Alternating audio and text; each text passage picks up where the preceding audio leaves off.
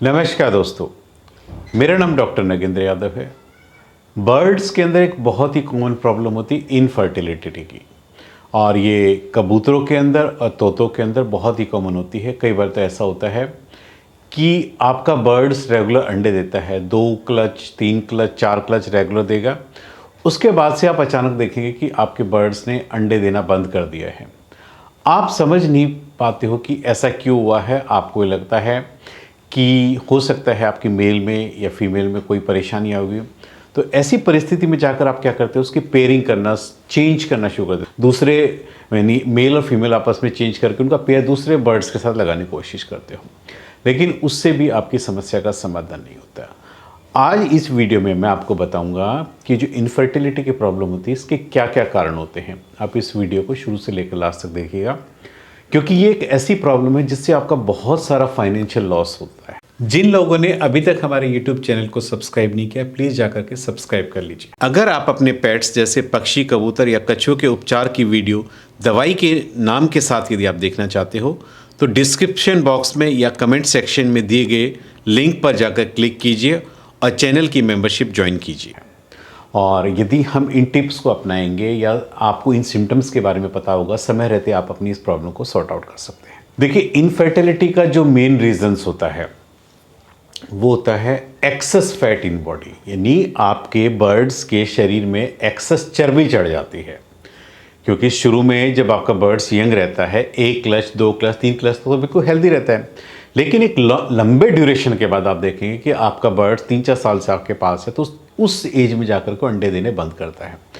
तब तक क्या होता है कि आपके बर्ड्स में धीरे धीरे फैट डिपॉजिट होना शुरू होता है। ये जो फैट है बर्ड्स की ओवरीज के ऊपर जाकर डिपॉजिट हो जाता है या बर्ड्स के और इंटरनल ऑर्गन्स पे जाकर डिपॉजिट होता है, कहीं ना कहीं जाकर के उसकी फर्टिलिटी को प्रभावित करता है। इसका मेन रीज़न तो ये है कि आपने बर्ड्स को घूमने फिरने के लिए प्रॉपर स्पेस नहीं दिया, एक्सरसाइज का आपके पास कोई स्पेस नहीं है। आपके पास जो बर्ड्स है वो एक कन्फाइनमेंट यानी छोटे से केज में आप उसको रखते हो, घूमने फिरने का कोई आपके पास ऑप्शन ही नहीं है।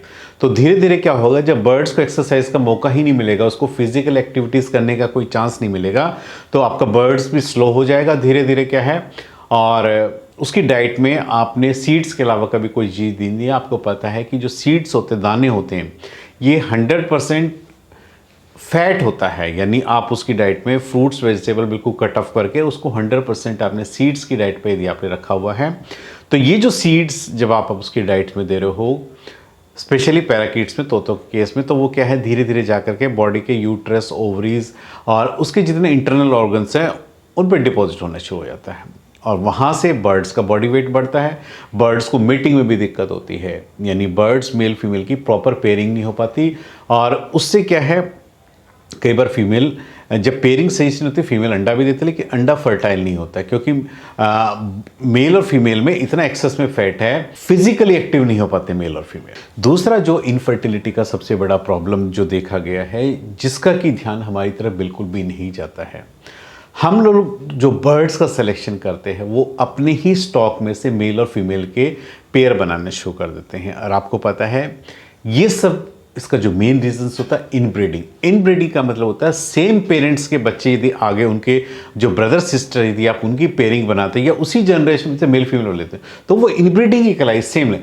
इसलिए जब भी मेल फीमेल के पेयर की सिलेक्शन आप करती हो, कोशिश कीजिए आउट ब्रीडिंग लीजिए। आउट ब्रीडिंग का मतलब ये है सेम पेरेंट्स का स्टॉक ना होकर के बच्चे किसी दूसरे पेरेंट्स के बच्चे होने चाहिए। इससे क्या होगा, आउट ब्रीडिंग होने से बच्चे हेल्दी होंगे, और इनब्रीडिंग बच्चों में फैट की प्रॉब्लम आती है, और इनब्रीडिंग भी एक इनफर्टिलिटी का एक रीजंस होता है, कहीं ना कहीं बच्चों की इनफर्टिलिटी को वो प्रभावित करता है। इसलिए आउट ब्रीडिंग सोर्स ही बच्चों का रखिए, ताकि एक एज में जाकर पार्टिकुलर आपको इस तरह की समस्या से आपको प्रभावित ना होना पड़े या इस तरह की समस्या आपको फेस ना करनी पड़े। बर्ड्स कई बार अंडा भी बनता है, लेकिन बर्ड्स की बॉडी में इतना एक्सेस फैट डिपॉजिट होता है, बर्ड चाह करके भी वो अंडा उस बॉडी से बाहर नहीं आ पाता है। तो उसमें बर्ड्स क्या होता है, कई बार पेन लगातार पेन होने की वजह से, एग बाइंडिंग की होने की वजह से, और आपको समझ नहीं है कि वो अंडा बाहर नहीं आ रहा, कई बार बर्ड्स की डेथ होने का भी एक ही रीज़न्स होता है कि अंडा प्रॉपर बाहर नहीं आ पा रहा, इतना एक्सेस फैट में उसको रास्ता ही नहीं मिलता अंडे को बाहर आने के लिए, क्योंकि फैट इतना ज़्यादा डिपॉजिट हो चुका है, अंडा बन चुका है लेकिन वो बाहर नहीं आ पा रहा। इसलिए ये जो एक्सेस फैट का जो कारण है, इस कारण को दूर करने की कोशिश कीजिए। डाइट्स में सीड्स की लिमिट रखिए, फ्रूट्स और वेजिटेबल ज़्यादा दीजिए, एक्सरसाइज जितनी ज़्यादा करेंगे, फिजिकल एक्टिविटी बर्ड्स की ज़्यादा करिए, बर्ड्स को एक हेल्दी न्यूट्रिशन दीजिए ताकि बर्ड्स में किसी न्यूट्रिएंट्स की कमी ना रहे, और आउटब्रीडिंग सोर्स से बच्चों का सिलेक्शन कीजिए ब्रीडिंग के लिए। एज भी बहुत ज़्यादा मैटर करती है, कई बार हम छोटी एज में जो है बच्चों का सिलेक्शन कर लेते हैं, इसलिए पार्टिकुलर आपको पता होना चाहिए कि ब्रीडिंग पार्टिकुलर एक 15 से 16 महीने का बेबी आप सेलेक्ट करके उसका पेयरिंग आप लगाइए। कई बार हम 6 से 8 महीने का बेबी जो हम पेयरिंग के लिए लगा देते हैं, उस एज में भी क्या है, बच्चे समझदार नहीं होता है, ब्रीडिंग नहीं कर पाता है, वो भी कई बार इनफर्टिलिटी का एक प्रॉब्लम होता है। और कई बार क्या होता है, जब तक जाकर के एडल्ट या मैच्योर होते हो, आप ये समझते हो कि इनसे बेबी नहीं होंगे, तो उस एज पर आप अपने बर्ड्स को सेल कर देते हो। इसलिए इस चीज़ का नॉलेज होना जरूरी है कि बर्ड्स पार्टिकुलर एक एज में जाकर के सेक्सुअली मैच्योर होते हैं, और तब तक आप उनका वेट करके आप उनको हटा चुके होते हो।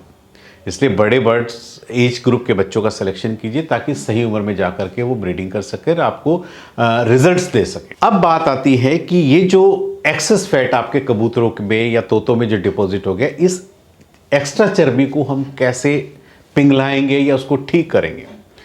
एक दिन में ठीक नहीं होगा, लंबा प्रोसेस है, लेकिन आप फॉलो करेंगे, यदि आप सब्र के साथ काम करेंगे और उस प्रोसेस को कंटिन्यूस फॉलो करेंगे, तो आपको 1 से 2 महीने में अपना रिजल्ट मिल जाएगा।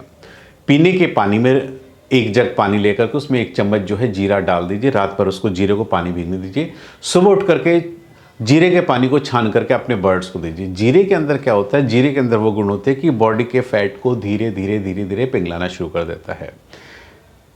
एक चीज, बर्ड्स का वेट पहले मेजरमेंट ले लीजिए, यानी ये प्रोसेस शुरू करने से पहले आपके पास एक वेइंग स्केल होना चाहिए। बर्ड्स का एक टाइम है, एक बुकलेट के अंदर उसका वेट मेजरमेंट करके रख लीजिए, ताकि जो प्रोसेस आप कर रहे हो उसका रिजल्ट्स आपको कितने दिनों में, उसके वेट में कितना डाउन हो, वो उस चीज़ को आप नोटिस कर सके। तभी आपको पता चलेगा कि आप जो चीज़ प्रयोग कर रहे हो वो आपके बर्ड्स के ऊपर असरदार है नहीं। तो जीरे का हो गया। दूसरा, मेथी दाना। आपको मेथी दाने के बहुत सारे फायदे। मेथी दाना रात भर 1 चम्मच 1 जग पानी में भिगो करके रखिए, सुबह उठ करके छान करके मेथी का पानी आप दीजिए। एक बार में एक ही चीज चलने दीजिए। यदि आपने पहले 10-15 दिन आपने मेथी का पानी देना है, तो उस टाइम जीरे का पानी मत दीजिए। ऐसे ऑल्टरनेटिव एक एक करके आप इस प्रोसेस को करते रहिए। मेथी दाने का एक फायदा और भी है। मेथी दाना वजन कम करने के साथ साथ मेथी में जो क्वालिटी होती है, आपने देखा होगा बर्ड्स के जोड़ों के अंदर, घुटनों के अंदर गांठें हो जाती हैं, ये बहुत बड़ी प्रॉब्लम है कबूतरों के अंदर, तो उसमें ये सबसे ज़्यादा कारगर सिद्ध करती है मेथी। आपने पीने के पानी में मेथी का पानी देना है। जो बची हुई मेथी है, जो रात भर आपके पानी में उसको छाना है, सुबह उसको अपने कबूतरों को खाने के लिए दे दीजिए।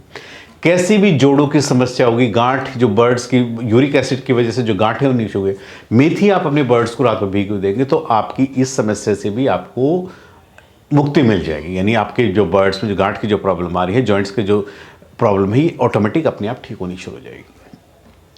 तीसरा जो है साबुत धनिया होता है। साबुत धनिया को भी यदि आप रात में पानी में भिगो करके अपने बर्ड्स को पीने के पानी में छान करके देते हैं, तो साबुत धनिया के प्रयोग से भी आपके बर्ड्स का वजन डे बाय डे कम होना शुरू हो जाएगा।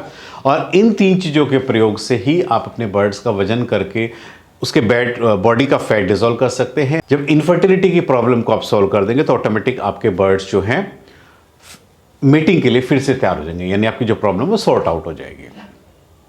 दूसरा, धनिये में एक ही है, यदि गर्मी के अंदर इस टाइम लू ज़्यादा चल रही है, धनिये का पानी आप अपने बर्ड्स को पीने को देते हैं तो ऑटोमेटिक आप ये मान के चलिए ये जो पानी है आपके पक्षियों को लू से भी बचाते हैं। गर्मियों में जो लू चलती है उसमें देंगे तो उसमें भी ये फायदा करेगा। इसके अलावा आप बर्ड्स को थोड़ा सा और लू से बचाने के लिए खीरा, पुदीना, चकुंदर तीनों को रात भर पानी में भिगो करके रखिए, सुबह इसको छान करके अपने बर्ड्स को दीजिए।